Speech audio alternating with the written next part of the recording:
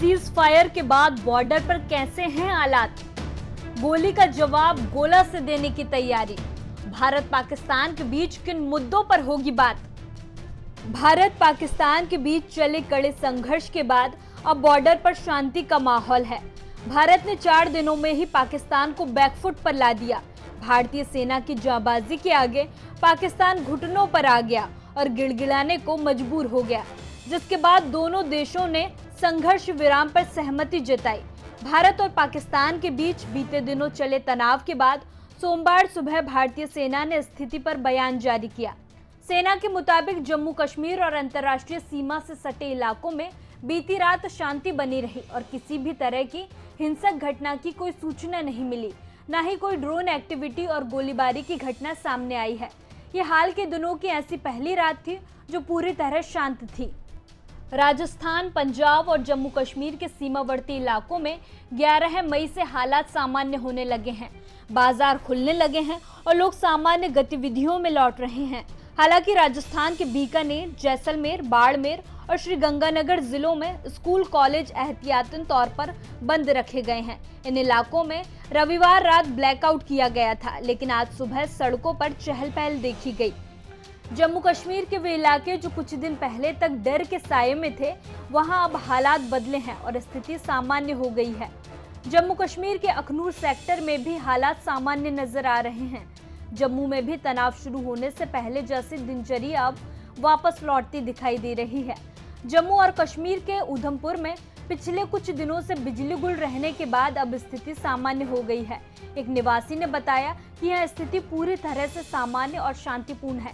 किसी तरह का तनाव नहीं है और स्थानीय विक्रेताओं की दुकानें खुली हैं। यहाँ पे हम डेली मॉर्निंग में 5-6 बजे से 8-9 बजे तक सैर करते हैं, फिर सीनियर सिटीजन के साथ बैठ के बातचीत करते हैं, शाम को भी सैर करते हैं और यहाँ बिल्कुल हालात नॉर्मल हैं, बढ़िया हैं। कोई किसी किस्म की यहाँ पे टेंशन नहीं हुई।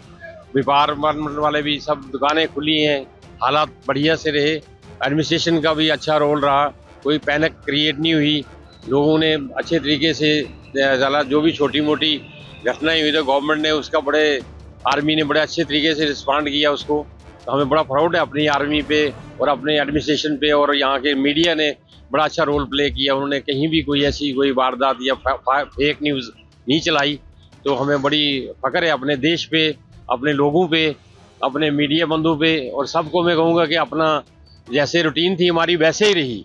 और हमने लोगों को घर से भी बुला के लाके उनको भी साथ में चलाया सुबह शाम, कि ऐसी कोई टेंशन की करने की बात ही नहीं है। जब ये भारत सरकार हमारी इतनी अच्छी है, इतनी सक्षम है कि यहाँ के किसी नागरिक को, किसी किस्म की किसी टूरिस्ट को, किसी व्यापारी को, किसी को भी कोई किसी किस्म की परेशानी करने की जरूरत नहीं है। भारत और पाकिस्तान के सैन्य संचालन महानिदेशक यानी डीजीएमओ आज दोपहर 12 बजे टेलीफोन पर बात करेंगे। भारत की ओर से लेफ्टिनेंट जनरल राजीव घई और पाकिस्तान की ओर से मेजर जनरल काशिफ चौधरी इस चर्चा में शामिल होंगे। ये बातचीत द्विपक्षीय होगी और किसी तीसरे देश की भागीदारी नहीं होगी। उम्मीद है कि इस बातचीत में हाल ही में बनी युद्ध विराम की सहमति को और मजबूत करने, उल्लंघनों को रोकने और स्थिरता बनाए रखने के उपायों पर चर्चा होगी। डीजीएमओ की बातचीत से पहले भारतीय सेना ने स्पष्ट संदेश देते हुए कहा है कि ये सिर्फ मिलिट्री बातचीत है। सेना ने साफ किया है कि बातचीत में मिलिट्री के अलावा सिंधु जल समझौता, न्यूक्लियर या किसी भी अन्य मुद्दे पर कोई बातचीत नहीं होगी। सेना ने यह भी कहा है कि आतंकी हमले को युद्ध समझा जाएगा। सूत्रों के अनुसार तीनों सेनाओं के प्रतिनिधि एक संयुक्त प्रेस कॉन्फ्रेंस भी कर सकते हैं। भारत पाकिस्तान संघर्ष के बीच क्या क्या हुआ, आइए डालते हैं एक नजर। पहलगाम आतंकी हमले के जवाब में भारतीय सेना ने 7 से 10 मई के बीच ऑपरेशन सिंदूर चलाए, जिसमें पाकिस्तान और पीओके में 9 आतंकी ठिकानों को निशाना बनाया गया। इस अभियान में 100 से अधिक आतंकवादी मारे गए, जिनमें लश्कर-ए-तैयबा के बड़े आतंकी यूसुफ अजहर, अब्दुल मलिक रऊफ और मुदासिर अहमद शामिल हैं। इस अभियान में 100 से अधिक आतंकवादी मारे गए, जिनमें लश्कर-ए-तैयबा के बड़े आतंकी यूसुफ अजहर, अब्दुल मलिक रऊफ और मुदासिर अहमद शामिल हैं। सेना के अनुसार इस अभियान के दौरान पाकिस्तान की ओर से की गई गोलाबारी में 7 भारतीय जवान शहीद हुए, जबकि 60 घायल हुए। नागरिकों को भी नुकसान पहुंचा, जिनमें 27 लोगों की जान गई। भारतीय सेना के हमलों में पाकिस्तान की 11 एयरबेस को निशाना बनाया गया, जिससे उनकी सैन्य क्षमताओं को भारी नुकसान पहुंचा।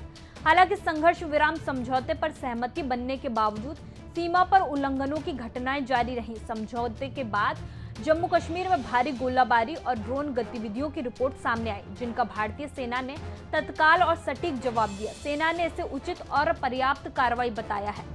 7 मई से 10 मई के बीच नियंत्रण रेखा पर हुई तोपखाने और गोलीबारी की घटनाओं में करीब 40 पाकिस्तानी सैनिक मारे गए। ये सैन्य कार्रवाई ऑपरेशन सिंदूर के तहत अंजाम दी गई, जो हालिया आतंकी घटनाओं के जवाब में किया गया एक रणनीतिक कदम था। इस अभियान का उद्देश्य क्षेत्रीय स्थिरता और सुरक्षा सुनिश्चित करना है। सीज फायर के बावजूद भी पाकिस्तान ने 10 मई को गोलाबारी की थी, जिसके बाद पीएम मोदी ने स्पष्ट संदेश देते हुए कहा था कि वहां से गोली चलेगी तो यहां से गोला चलेगा। फिलहाल बॉर्डर पर शांति का माहौल है और हालात सामान्य नजर आ रहे हैं।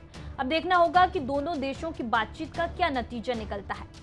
ऐसी ही खबरों के लिए जुड़े रहिए हमारे साथ। हम हैं यंग भारत, सच के साथ।